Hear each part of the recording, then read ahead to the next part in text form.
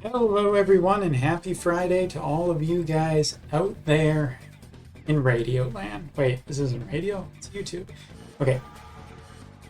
Dumb jokes aside, as always, it's time to talk about the JP update, and we're going to start with a very important JP update. First of all, I would like you to look over here at Exhibit A. Exhibit A, as you can see, absolutely nothing. Umbra, why are you wasting our time with this? Well, let's check our background farm, shall we?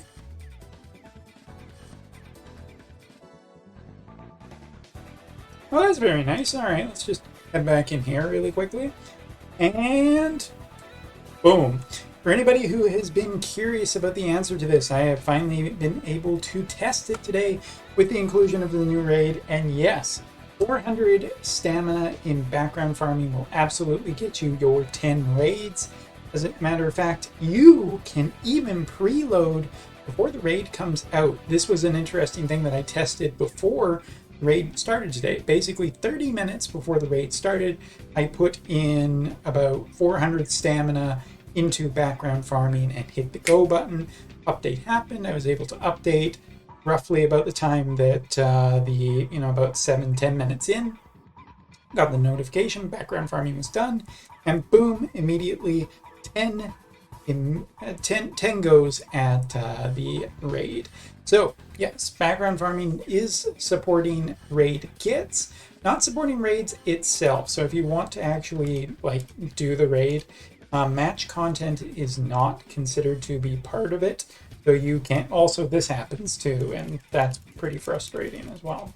But yeah, you cannot background farm raid specifically, but you can background raid attempts, and still, as far as I know, is limited to 10 attempts. I don't think that there is a pay to win option on this yet, but yeah, that's the most you'll be able to do. So you might want to be careful about background farming at this point, as you could get some wasted resources. All right, so let's start off going with the new vision card, which honestly turned out to be a disappointment. Stat-wise, it's a nice vision card. 225 HP, 18 AP, 145 attack, 45 dexterity, and 3 agility makes this a really good upgrade of a card. On the specific unit, getting 8% agility is totally fine. As for the party effects, the only thing that this really brings, is Pierce is not much of a consideration right now, is missile attack, resistance penetration, and all you're getting essentially is 18 here across the whole party. I get that they probably wanted to be conservative with how much damage ice shooting was able to do. This vision card does feel a little bit weak compared to a lot of what is available already for ice, and probably this is just, the cherry on top to some extent for a very specific type of team. Obviously, Alaya is, going to be top tier and really strong with this, and especially if you have just a lot of ice shooting units. Fully up to 120, this vision card will probably be worth it then, but for most people, probably not. Now we're going to skip over to the JP Special Vision card. Today we ended up getting a free UR job point up. What's interesting here, party effect, max HP at 35%, machine killer as well for light-based units. And as for the specific unit equipped with this will get a 50% job point boost. So, it's a nice thing. I mean, basically it's free, right? They gave you this vision card for free, which is pretty nice. So you can just build it really easily, and the artwork's really great on it. So, not to look a gift horse in the mouth. This will be a nice increase for people looking to farm job points, although the job point being on the specific unit, kind of hoping it was going to be a party one that we could potentially work through, but okay. All right, so that is done. Now we are going to talk a little bit about the raid piece of equipment here. I do not have the Zazen card yet. Actually, well, really quickly, I don't have the Zazen card. I'm not that far enough in the raid yet, so I'll just say Specific unit effect on the card is a total of 8% HP and critical damage plus 8. Party effects is AoE resistance at 15, critical rate by 9, and acquired AP for the party for maxing out the card of 30%. Okay, fine. I mean, it's a low tier vision card, and you know, it's essentially free, so no complaints about that one. Now, let's talk about this new piece of equipment, which is a cloth type piece of armor, or wait, it's not an accessory, is it? I don't think it is, but it looks in between, and I don't actually have one here. Let's build one real quick. Yeah. Live and recording. Let's just do it. There it is. Yes, it is a piece of armor. So let's just build our first one real quick and bring it up on screen. And it's somewhere. There it is. All right. So we ended up getting a barrier version, which is arguably the worst because it just doesn't have really that impressive of stats. There's a Vitality version and a Shield version that are much better. Shield has 18 defense, where Vitality just has a lot of HP. Mostly this piece of equipment loses you some evade for some critical evade, so trade off a bit. Also, for increasing this piece of equipment, you will get defense penetration by 20 and HP at the start increase by 25% for 3 turns. Interestingly, too, this is equipable by Monk, whatever Raldor's job is. I do believe Energist, Queen, and one other. Oh, Snow, right? So this is a weird piece of equipment for this raid. It's not even equipable by any of the main characters for this raid. I guess a Raldor boost or potentially Fist user boost, but kind of weird for this raid. Overall, I was really excited about it, and it's probably just the Snow equipment. And honestly, equipping this to Snow would be pretty nice. I mean, you're getting a 25% HP boost for 3 turns. I don't think you'll ever want to craft too many of these, but I can see some units that will like this and could get a fairly significant boost. And now, some quick notes about pieces of equipment that have been improved. Alexandrite ring, one that everybody thinks that I just totally forget about when I do some reviews, but it's not the case, interestingly enough. Basically just ended up for going up to a +6, got a critical rate of +15. Okay, I mean, not bad. Pretty good piece of equipment for all intents and purposes, so fine. Quasar gun ended up getting shooting power plus an extra 10, so it's now shooting power plus 25. Pretty strong, but comparatively to some guns that have come out recently, Oberyn's Elemental Spear, Element Spear.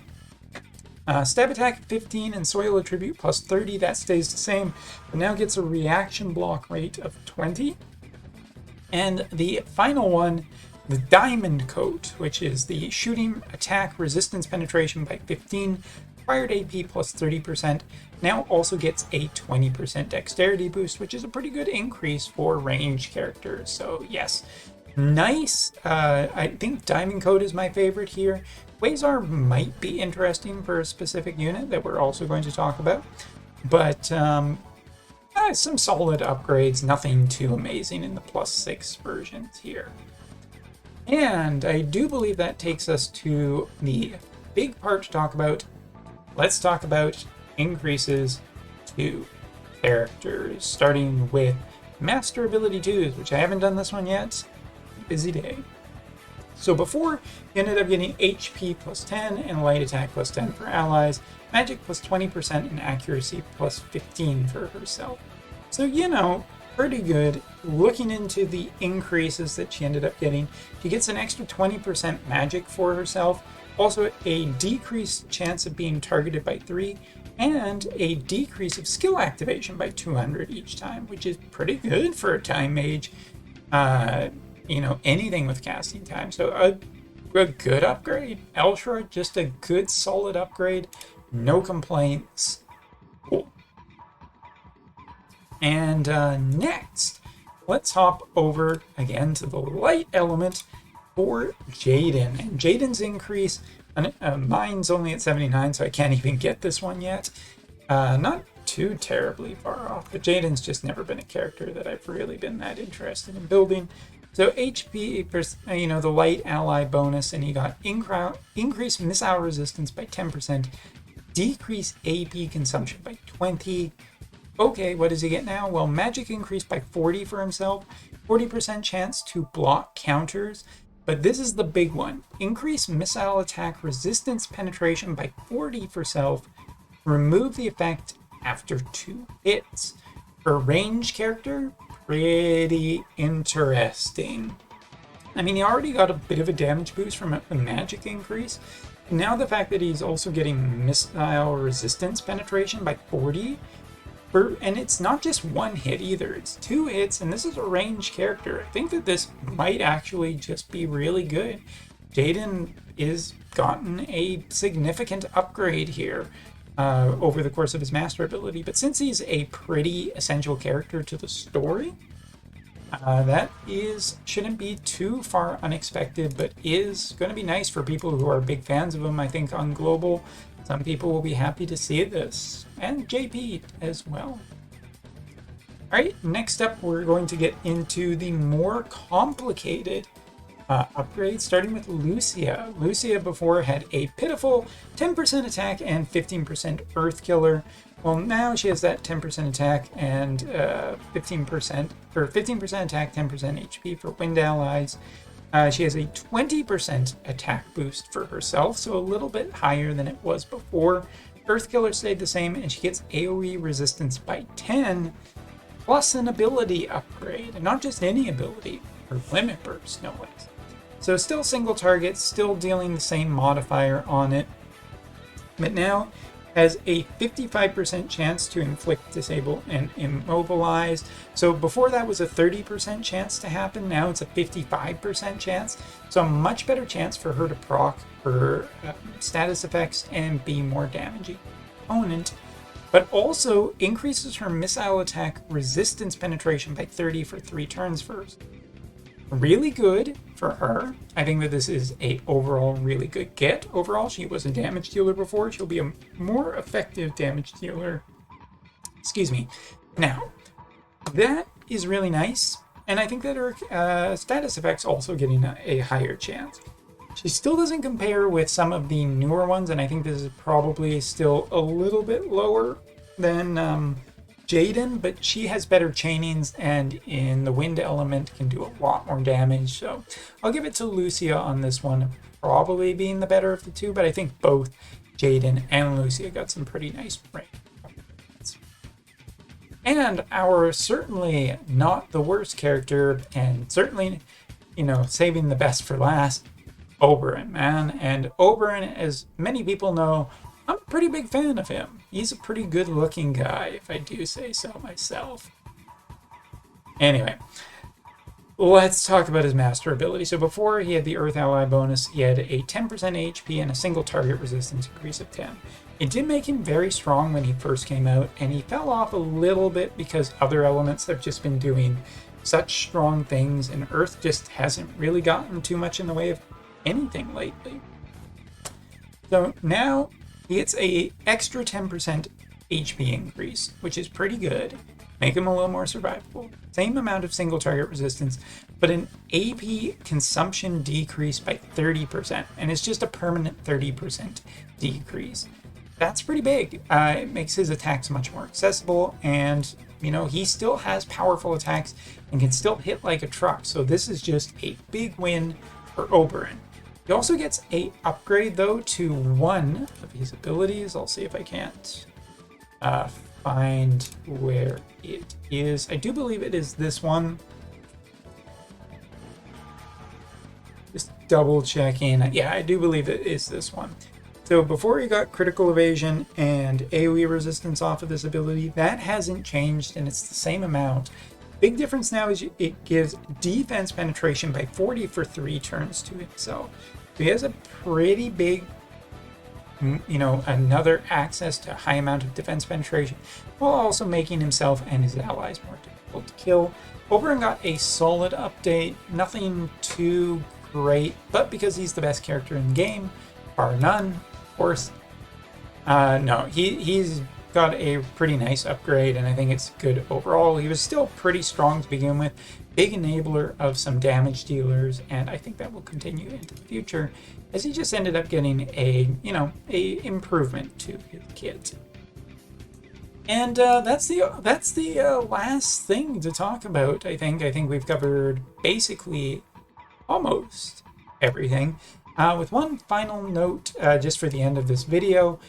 Today saw the end of Book 2 on JP's side, so the second part of the main story has now concluded on the JP side, with a little bit of a humdinger for a ending, but we'll talk about that in another video. Anyway, hope you found this interesting. Hopefully you are excited about some of the upgrades, and yeah, that's all for now. See ya.